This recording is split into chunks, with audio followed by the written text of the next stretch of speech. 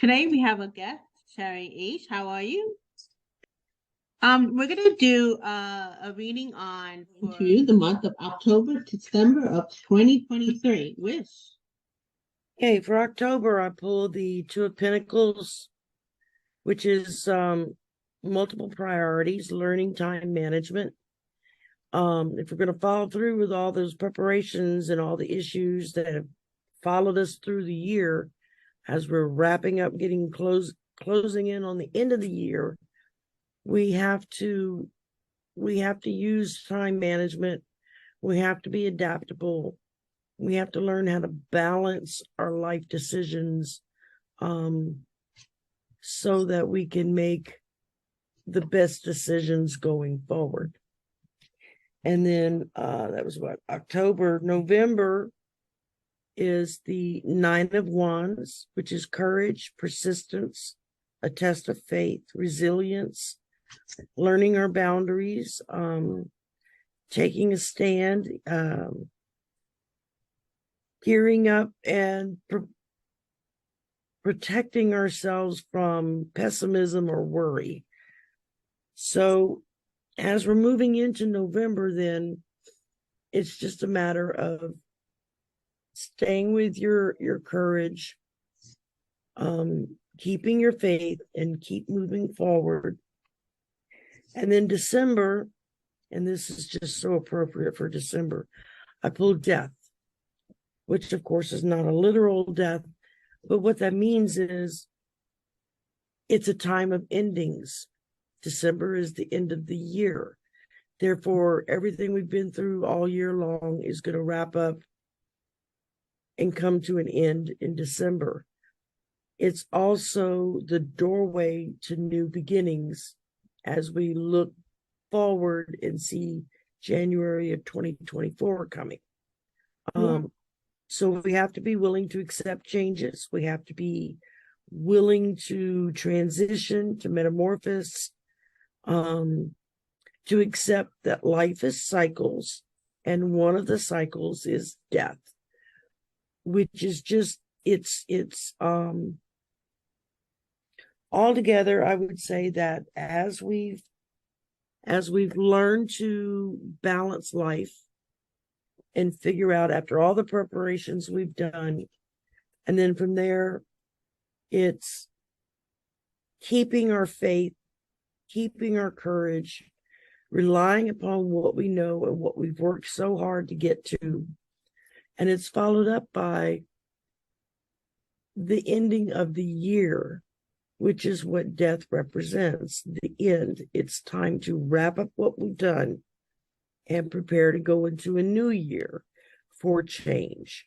And that's what I've got. I think overall for the last quarter there, we're looking mainly at just a balance, keeping your faith, and accepting that when change comes, it means new exciting things come, but it means we've got to let go of the old.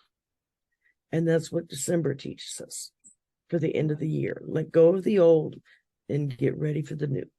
December. Beautiful. In October, we're looking at Knight of Pentacles, the Knight of Wands, and the Five of Wands. So October, you're starting to feel the energy. Month of September, it's about, okay, after the summer, being more laid back. The kids were home from school. You work maybe a little slower. Now we're getting back into action. We're starting to feel the passion again for the remaining year. Even if required to getting back from the slow pace to, movement. In October. So I guess toward the end of October, you're starting to feel happy from this. Sometimes people they like the summer, but at the same time, they like the movement of what autumn brings. Autumn to the upcoming early winter. And in some country, it's a summer for them. So depending on who's watching this, we got the reverse here. So more joy in November. The time of gathering, for Thanksgiving, especially in Canada and the U.S. I don't know how it is around the world. People starting to make plans for the upcoming new year. It's just a start to starting to think about it. And then in December, a little bit of concern, like maybe get a little bit of overthinking. Oh my God, what new things do I have to take with the Fool card?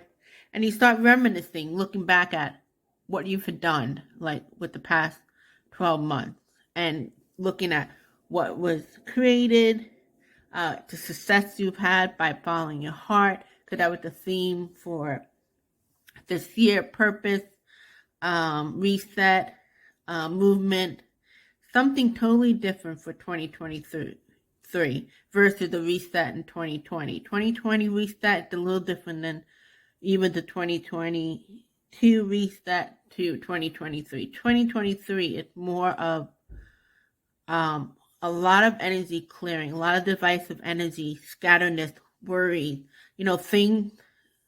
People always want to go back to the good old days, but you can never really go back to that. And not everything from the good old days was that great.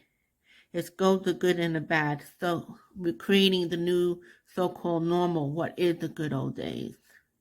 That don't make sense. What is the good days of today?